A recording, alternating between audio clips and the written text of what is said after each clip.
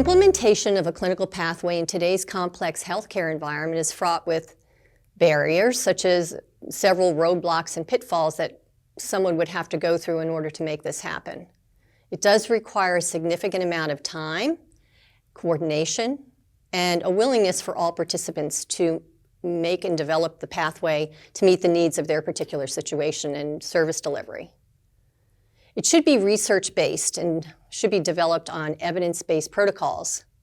And again, this is really important and cannot be underestimated, is that key stakeholders must support the development of the pathway.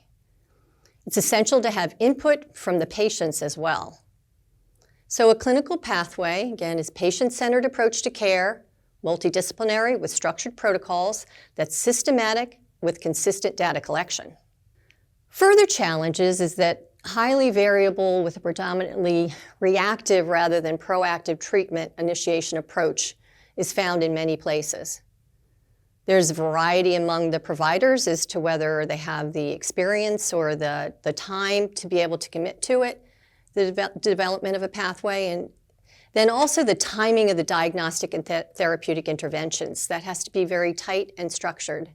The dose, frequency, and intensity of treatment for speech and language pathologists is still being researched, and we don't have clear answers to that yet, which I'll talk about in future slides.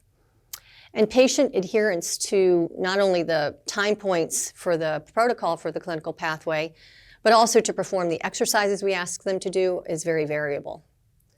So best practice is to use a proactive rather than a reactive approach to taking care of head and neck cancer patients. And from a speech pathology perspective, focus on oral intake, swallowing exercises, and compensatory strategies and maneuvers during and post-treatment.